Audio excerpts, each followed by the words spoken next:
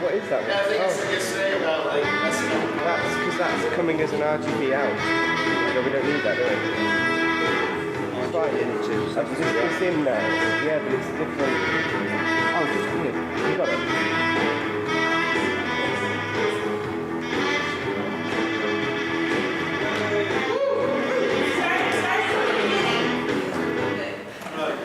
One more time.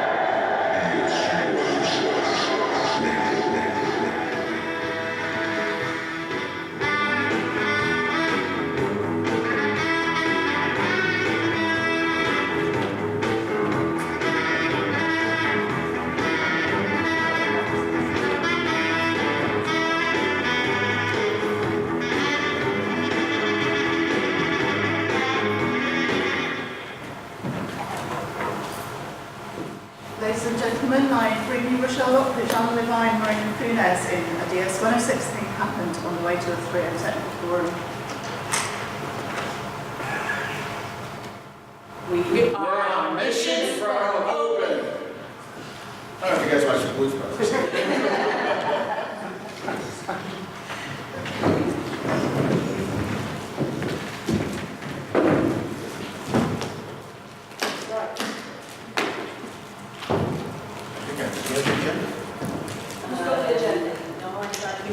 Wait, we have an agenda. And guys, I need to tell you I only have 20 minutes, and we can't go any longer than that without a plane to catch. You sent me this report, and I got this report.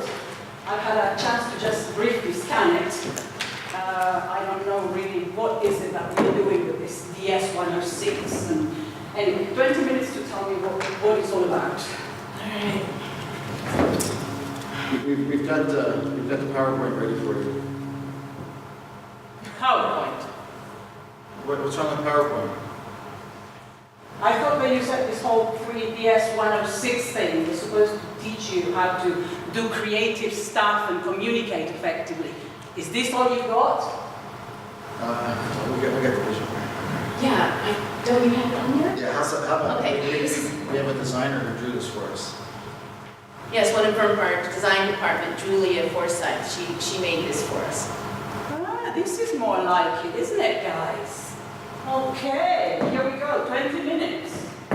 20 minutes. Shall we start? Alan, from this thing that you sent me through yesterday, I get that you are the DS106 expert, Right. such on this side of things. So, can we start there? Just tell me a little bit about what this is about.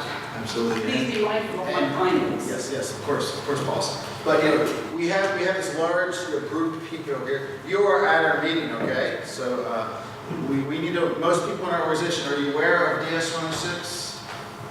Some nodding heads. I do not see much participation from this group.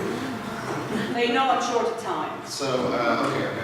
So DS106 is an open course in digital storytelling.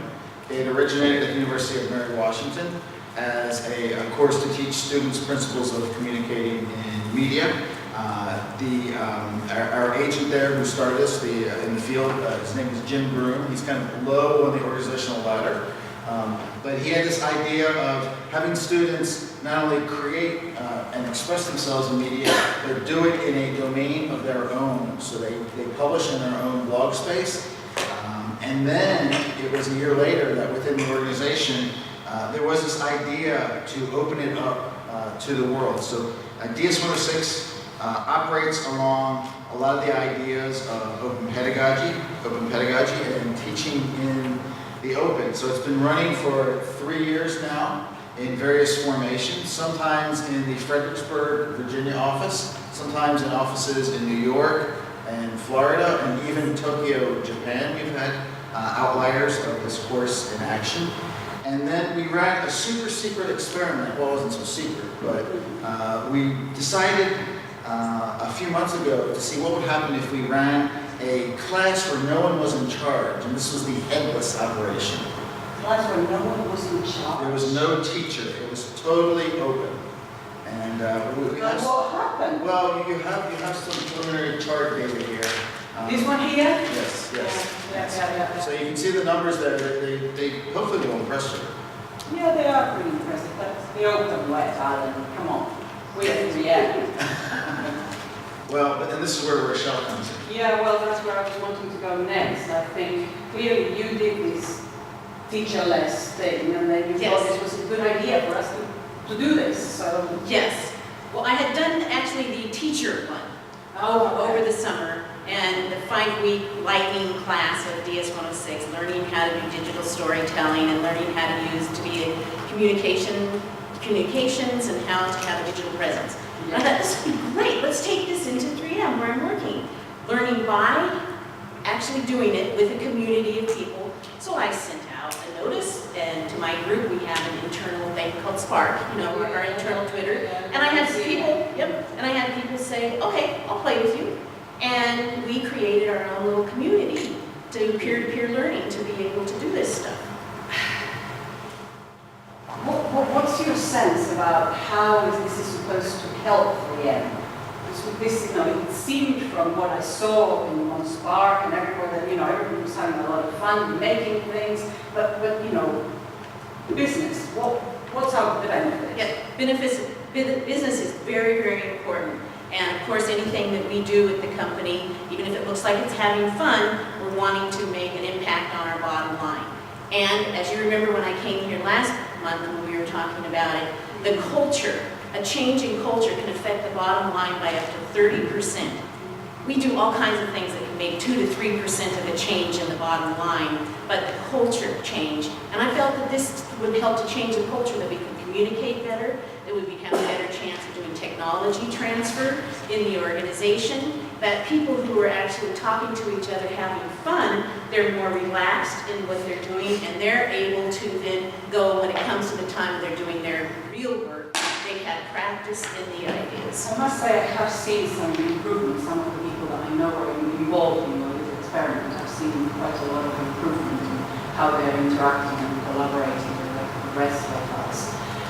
So you've completed your little pilot now. Yes. So what insights have you got, and how are we going to bring this idea of the open web into our world? It just seems impossible to me. Yeah, it's a tricky thing when we are inside the firewall. And how are you supposed to, even people are scared to talk with themselves, even though 3M is a very open, essentially an open culture than compared to other corporations. So what we found was that people are afraid to do things. As a part of the DS106, we write blogs, we share our process. People are afraid to do that. One of our speakers that we just heard this morning was talking about that as well. That's a difficult thing to do. But by example, by myself being there, being vulnerable, being able to show this is okay. There really aren't that many people watching this anyway. Just like many of your blogs, you may hit 5, 10 people, and you're thinking, I've got hits on my blog. We have the same issues. So I guess this is your idea of the report about the open organizational web that you mentioned, and your role as the patroness of this and somehow managing this and helping people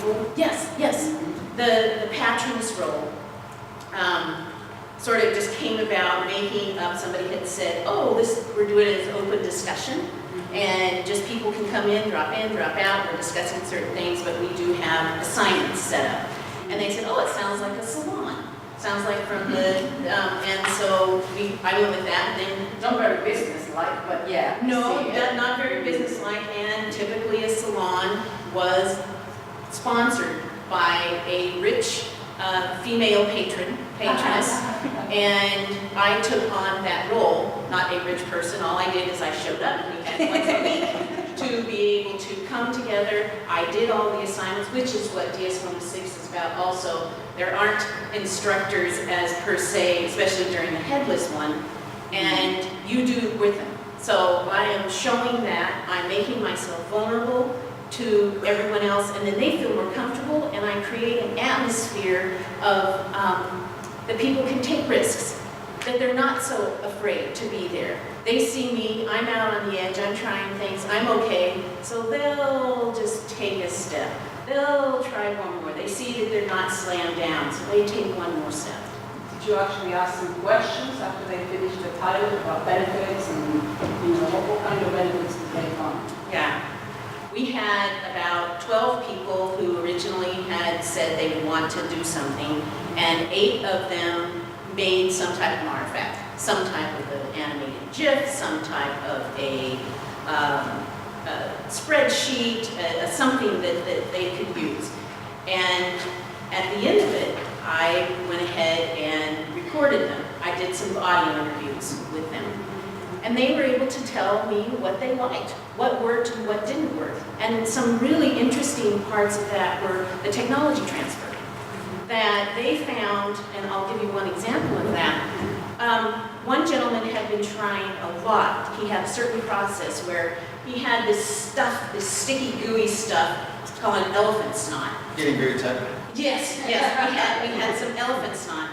And as the elephant snot got warmer, it changed in how it moved. It was important to understand this from process. He had been talking with a person from Asia, trying to tell them what was going on. He'd send videos, he'd talk to them in person, he'd send photos, nothing was working.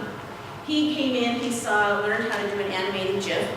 He made that, did it 3 different temperatures, sent it, he said instantly they got it. They understood through that visual, also going globally, it's difficult with bandwidth issues when you're in different countries, and they were able to see it, he could send it, they could ask questions about it, they could see just that one part over and over again.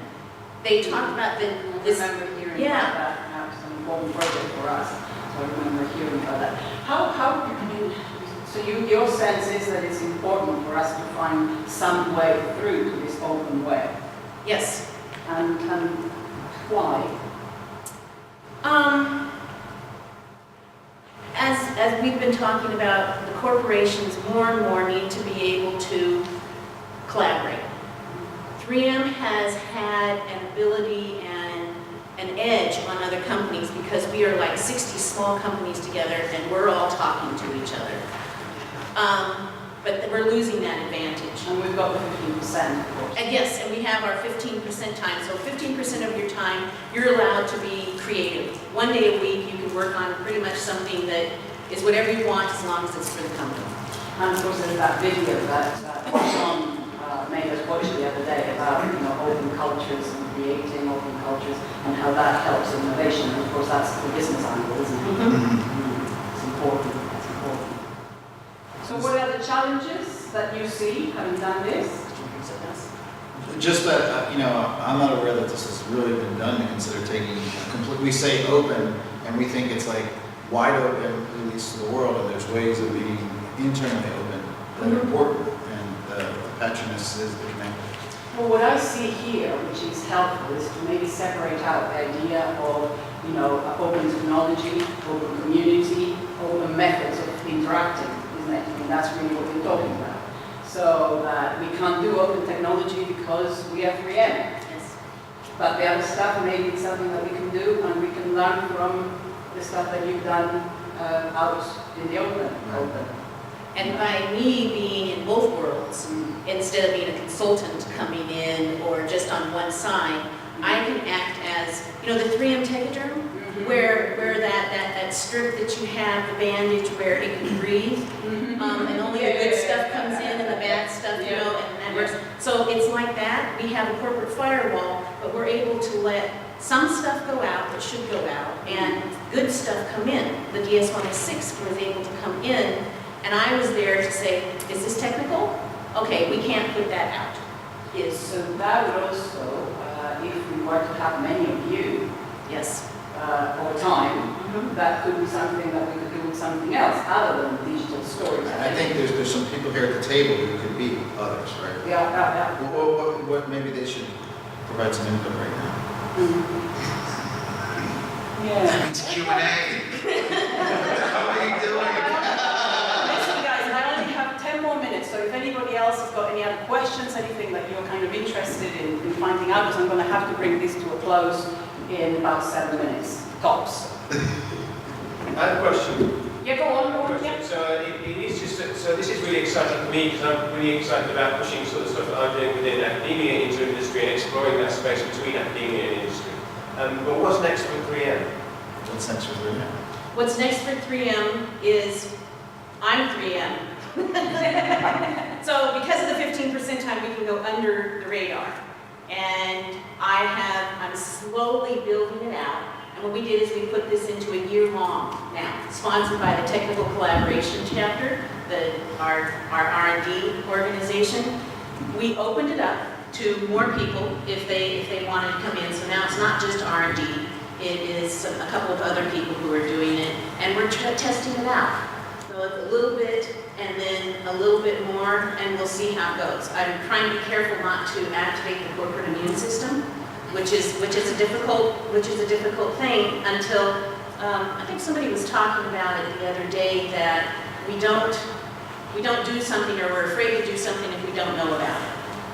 And it looks really scary for us to be talking with people on the outside and people bringing things on the inside. There has to be some trust that is built up there, and I'm trying to do that. It's a tricky place. And what you're talking about, having other people do it, yeah, this is doable, but it takes a lot of work to hold the foundation, to set up the scaffolding, to support the structure so that it looks all nice and easy and people are all comfortable, but there's a lot that goes on behind it. And I think it's easy to take for granted the kind of role that Rochelle is playing in all of this, because, and I often say this to you informally, because there is the whole issue of Rochelle having been involved in DS106 for a long time, so she is really a full member of that community and understands the content and is able to work with all of that, as well as years of working with 3M, and being able to then build things together that would fit within the organizational culture. That getting a lot of Rochelle's in any business is not straightforward. The technical stuff too. When we had technical problems when we were starting here, that's all the time. Our technical stuff is, I don't know about your organizations, but ours is bad.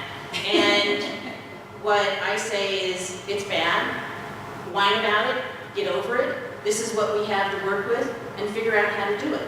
To me, that's creative, and I'm on the edge, and everybody, having the horizontal, not this hierarchy that I'm the teacher, I'm there learning like everybody else. When we have a meeting, I'm there, oh, interesting, we're online and we're typing away, and oh, that's very interesting, and it's genuine.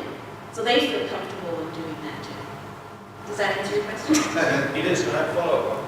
Do you see similarities, and perhaps it's addressed more to Mariana, more similarities for a big institution, big academic institution, who is sort of looking scarily at open? And because I'm hearing lots of comparisons, lots of similarities there, what you're saying, from the point of view of industry. Well, I suppose if you take a university as an organization and how it is set up, often with lots of rules, as we've been hearing through the conference, often set up with rules that are behind the times, really, in terms of what students might be and so on. Then I guess that yes, you could just make very direct comparisons. were perhaps some of us who are in institutions wanting to, in a sense, have the kind of role that Rochelle has in 3M. And I guess we maybe need to learn from you about being under the radar more. I don't know. But yes, I think there is very much a link. You can't do this as a, like I'm staying away from human resources and staying away from learning development group because they want to systematize it. And what are the top practices? This is what we want to do. And there is not a learning environment that actually goes on there. It's rote, and people continually say that they like this better, that they don't get that same thing, and so we have to try and avoid them. So it's the same tension, I think, between the sort of policy and the making guidance. If I play devil's advocate here for a moment, is there a sense of that 3M's exploiting this something that's been made available openly, to the community and has built up a reputation? Is 3M exploiting that, using it internally, but then not giving anything back? I'm just asking those questions. Well, I mean, first of all, there's nothing to be exploited in the first place. But second, I mean, Rochelle's role was not only bringing DS106 in, she continually shared what was going on with that group back with us. And we got to see things that people were doing that some of them I hadn't seen before, the way people considered using some of this media. And so, I don't worry about it as anything being stolen. And in fact, it's contributing. And when Rochelle told me that she was going to do this, I was like, that's kind of crazy.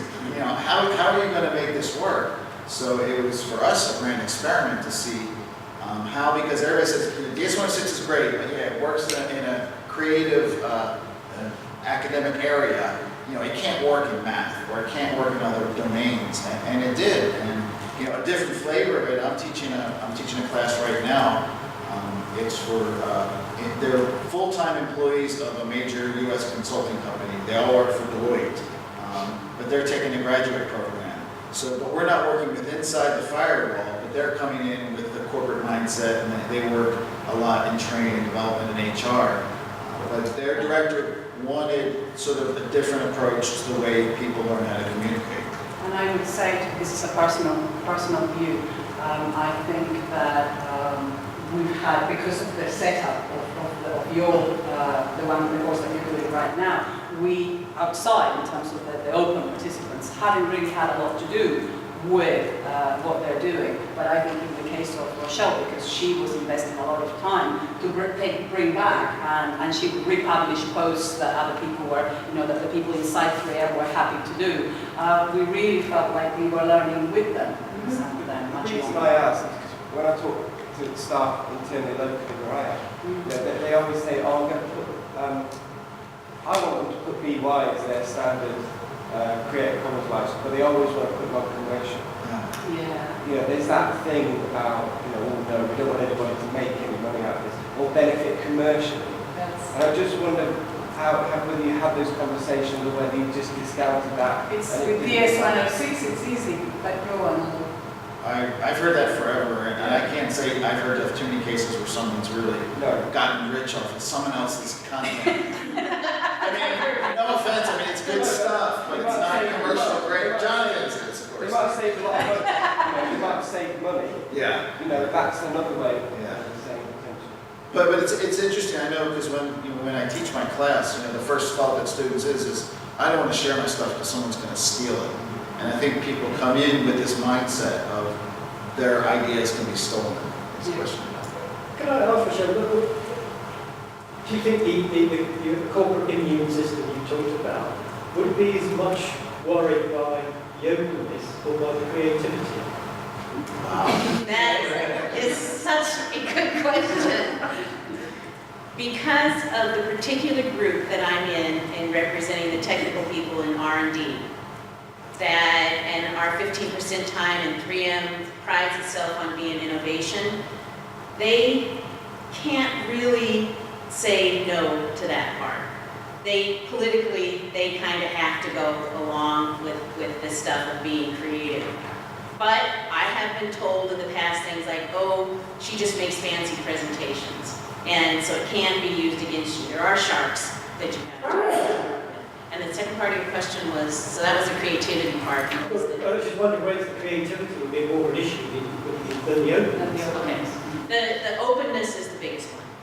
That's the biggest. And we also publish, everything's internal except for the stuff that I republished and with permission. We have our own internal blogs, we have our own internal. Yeah. Well, there's a follow-up to that. I mean, have you heard about open innovation? Yep. There, in terms of there, because it does seem to be seeping a bit more into the commercial world about open innovation. And a bit more sharing, even if it's not opening governments, but sharing between organisations. Correct. But that stuff, it sounds like 3M is not in that. No, they're not. They would like, what I see is that we need to be there. Because I'm on the edge of how collaboration works, and it's something that we need to be there. If we don't, our corporation is going to die. And we used to be able, we had open innovation within our corporation, because we're an 80,000 person company. We used to have that advantage, but we don't now. Other companies are doing the external, they're working with all people. We don't have the skills to do it. When we've tried to do it, it doesn't work. So independently, I'm finding a way to get in there and help to make it happen. Even if I only have those 5 people, those 8 people now, and another 8 people that are doing it the next time around, they work with something, and it goes out, and I see those ripple effects. And that's what keeps me excited. And the important thing there is that you're using DS106 as a way to help the collaborative thing. So they're making things together, but of course a byproduct of that becomes collaboration. And now that you've opened it to people other than the R&D, then the hope would be that that will spread. Yes, and we have a lot of lurkers as well. People who are not participating, but who are doing things and who are watching and will contact me or somebody else later on to ask, oh, how did you make that video? I want to do that. How did you make this particular GIF? And that's exciting also. Folks, I think we're right out of time according to my clock, but we do have a break coming up, and I'm sure colleagues are around to network us. If you'd like to see the whole video piece, we can play that. It's about 7 to 8 minutes, and you can go in and out. Would you like to see it? You can see some of their artifacts and things. Before the music strikes up and I'll get deafened, can I just take this last opportunity to thank, first of all of you for turning up early this morning as well as late night last night and contributing really good debate points. To our 5 speakers for excellent contributions, I really enjoyed them. And thanks last but not least to our technical support guy here.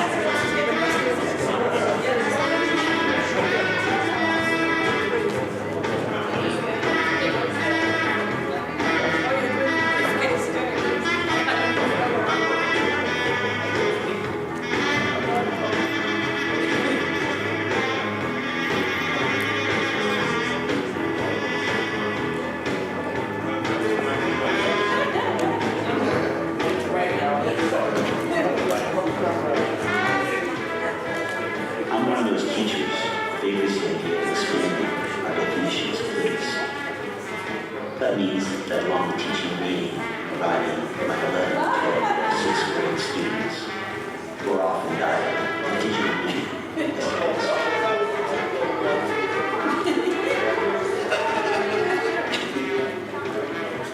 Remixing and hacking the web are becoming part of how we talk about what we do. We're active participants in the world online exploration. You couldn't call it before.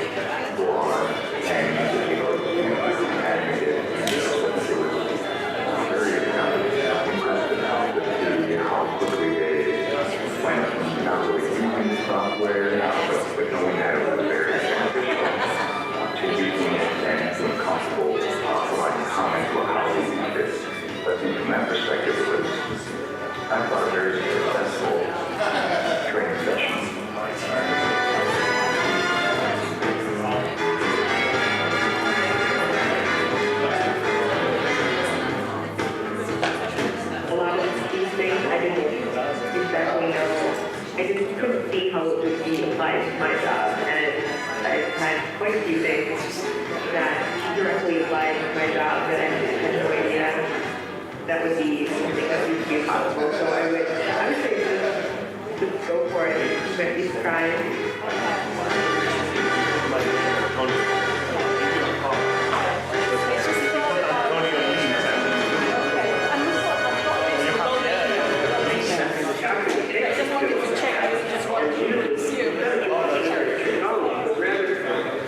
To find a way to be better at communicating across boundaries, those folks are connected with time zone, language, cultural barriers. This type of activity has to be part of how we pull them into this preempt and equip them with the ability to connect.